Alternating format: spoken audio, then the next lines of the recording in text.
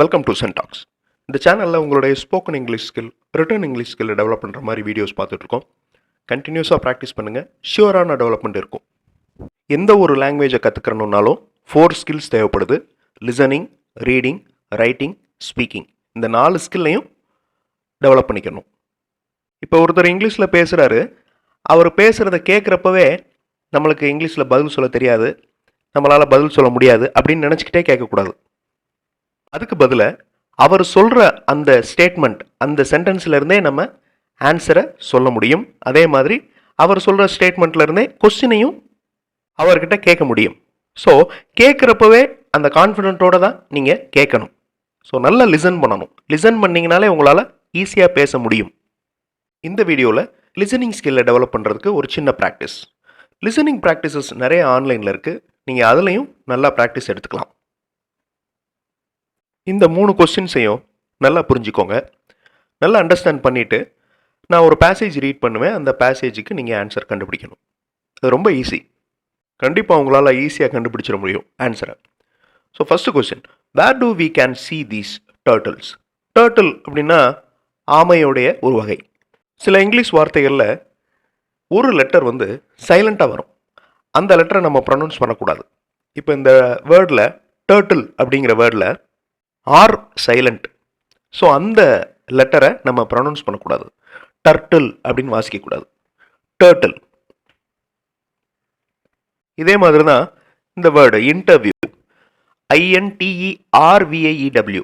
ஆரை வந்து சொல்லுவாங்க இன்டர்வியூ அப்படின்னு சொல்லுவாங்க. அப்படி சொல்லக்கூடாது, இன்டர்வியூ. ஸோ நம்ம கொஸ்டின்ஸ்க்கு வரலாம். Where do we can see these turtles? நம்ம இந்த டர்ட்டில்ஸை எங்கெல்லாம் பார்க்கலாம்? What does it eat? அது என்ன சாப்பிடுது? இந்த தேர்ட் கொஸ்டினில் what is the meaning of predator? The meaning அப்படின்னு இருக்கணும். So typing error. What is the meaning of predator? Predator அப்படின்னா என்ன? இப்போ நம்ம கற்றுக்கிறது லிசனிங். லிசனிங் ஸ்கில்லை இம்ப்ரூவ் பண்ணுறதுக்கு சைமல்டேனியஸாக இந்த மாதிரி கொஸ்டின்ஸ் எப்படி கேட்குறது அப்படிங்கிறதையும் லேர்ன் பண்ணுறோம். இந்த மாதிரி ஒரு எக்ஸசைஸ் படிக்கிறப்பவே இன்னொரு எக்ஸசைஸையும் நம்ம சைமல்டேனியஸாக பண்ணணும். ஸோ இந்த எக்ஸசைஸில் லிசனிங்கும் பண்ணுறோம், அட் தி சேம் டைம் இந்த மாதிரி கொஸ்டின் எப்படி ஃப்ரேம் பண்ணுறது அப்படிங்கிறதையும் கற்றுக்கணும். இந்த மாதிரி கொஸ்டின்ஸ் நீங்களே ஃப்ரேம் பண்ணும். Where do we can see these turtles? இந்த டர்ட்டில்ஸை எங்கெல்லாம் பார்க்கலாம்? What does it eat? அது என்ன சாப்பிடுது? What is the meaning of predator? So இந்த கொஸ்டின்ஸ்க்கு ஆன்சர் நான் வாசிக்க போகிற அந்த பேராகிராஃபில் இருக்குது. ஒரு பேப்பரில் எழுதி வச்சுக்கோங்க. அதுக்கப்புறம் ஆன்சரை செக் பண்ணுங்கள். Listen carefully. This turtle is also known as the eastern long-necked turtle. It is a common species of turtle found only in Australia. It is generally found in swamps and inland waterways. It is a freshwater turtle and eats worms, snails, and insect larvae. It expels a pungent smell when it feels threatened by the presence of predators. So இந்த paragraph அவ்வளோதான். Again ஒரு தடவை read பண்ணுறேன். இந்த தடவை கொஞ்சம் ஸ்பீடாக read பண்ணுவேன். நல்லா லிசன் பண்ணிக்கோங்க. This turtle is also known as the eastern long-necked turtle. It is a common species of turtle found only in Australia. It is generally found in swamps and inland waterways. It is a freshwater turtle and eats worms, snails, and insect larvae. It expels a pungent smell when it feels threatened by the presence of predators. So இந்த பேராகிராஃபை நல்லா listen பண்ணியிருப்பீங்க. உங்களுக்கு answer தெரியும். Video pass பண்ணிவிட்டு answer எழுதி பாருங்கள். அடுத்த ஸ்க்ரீனில் ஆன்சர் டிஸ்பிளே ஆகும். Where do we can see these turtles? இந்த டர்ட்டில்ஸை எங்கே பார்க்கலாம்? We can see these turtles in Australia.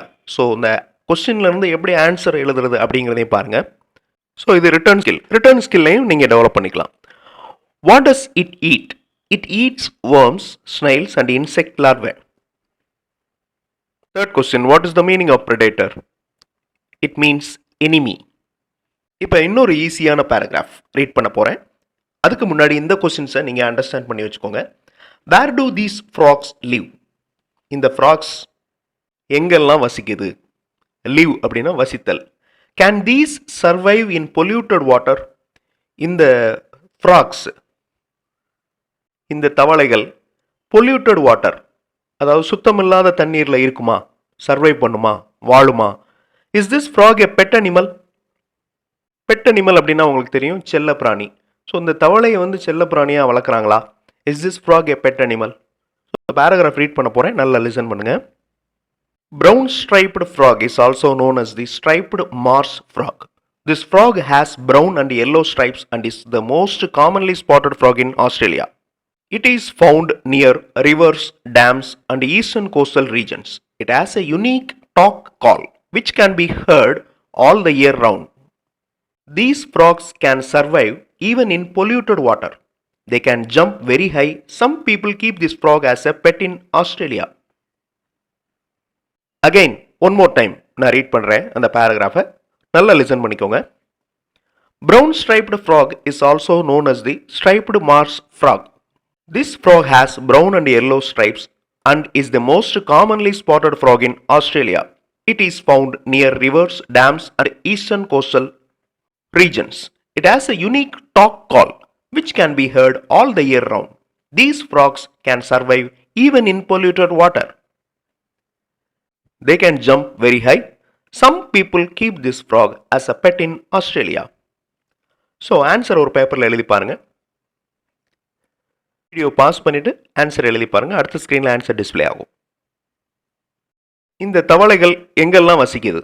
It lives near rivers, dams and eastern coastal regions. Can these survive in polluted water? அடுத்த question, is this frog a pet animal? இந்த ரெண்டு கொஸ்டினுமே பாருங்க WH type question கிடையாது, இது yes or no type question. WH questions டைப்பை விட இந்த எஸ்ஆர் நோ டைப் கொஸ்டின்ஸை நம்ம இங்கிலீஷ் கம்யூனிகேஷனில் அடிக்கடி யூஸ் பண்ணுவோம். ஸோ இதுக்கு ஆன்சர் வந்து எஸ்ன்னு ஆரம்பிக்கணும், இல்லாட்டி நோன்னு ஆரம்பிக்கணும். Can these survive in polluted water? Yes, these can survive even in polluted water. Is this frog a pet animal? Yes, some people keep this frog as a pet in Australia. ஃபைனலாக ஒரு சின்ன paragraph தாஜ்மஹாலை பற்றி. So உங்களுக்கு ஈஸியாக answer கண்டுபிடிக்க முடியும், நல்லாவும் லிசன் பண்ண முடியும். நான் ரீட் பண்ணுறேன். அதுக்கு முன்னாடி கொஸ்டின் அண்டர்ஸ்டாண்ட் பண்ணிக்கோங்க. How many years did it take to build? Why it is called as the finest example? இந்த தடவை நான் அந்த கொஸ்டினுக்கு விளக்கம் கொடுக்கல, நீங்களே அண்டர்ஸ்டாண்ட் பண்ணிக்கோங்க.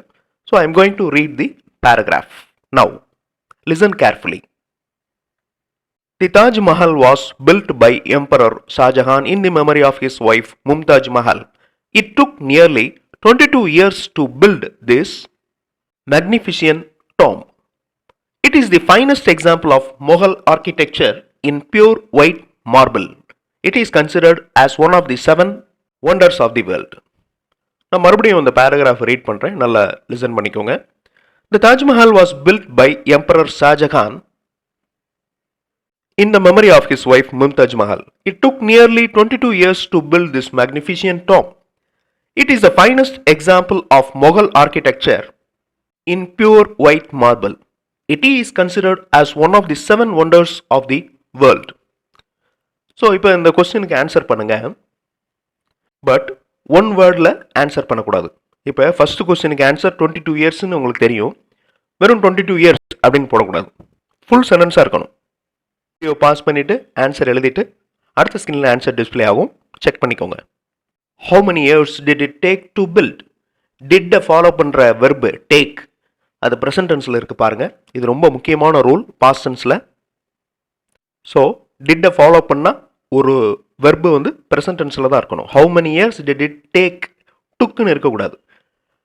Answer, it took nearly 22 years to build. Why it is called as the finest example? It is the finest example of Mughal architecture in pure white marble and it is one of the 7 wonders of the world.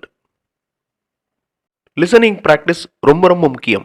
அடுத்தவங்க என்ன பேசுகிறாங்க அப்படிங்கிறது தெரிஞ்சால் தான் நம்ம அதுக்கு ரிப்ளையோ இல்லை ஒரு கொஸ்டினோ கேட்க முடியும். ஸோ ஒருத்தவங்க இங்கிலீஷில் பேசுகிறாங்க அப்படின்னா அவங்கள நல்லா லிசன் பண்ணணும். நம்மளுக்கு தெரியல, நம்மளுக்கு தெரியாது அப்படின்னா நினச்சிக்கிட்டே லிசன் பண்ணக்கூடாது. அவங்க கொஸ்டின்லேருந்தே நம்ம ஆன்சர் சொல்ல முடியும், அதே மாதிரி அவங்க ஸ்டேட்மெண்ட்லேருந்தே நம்ம கொஸ்டின்ஸ் கேட்க முடியும். கண்டினியூஸாக எல்லா வகையிலையும் ப்ராக்டிஸ் பண்ணிக்கிட்டே இருக்கணும். நான் சொன்ன அந்த 4 ஸ்கில்ஸ்லையும் நீங்கள் ப்ராக்டிஸ் பண்ணிக்கிட்டே இருந்தால் மட்டும்தான் ஷியூரான டெவலப்மெண்ட் இருக்கும்.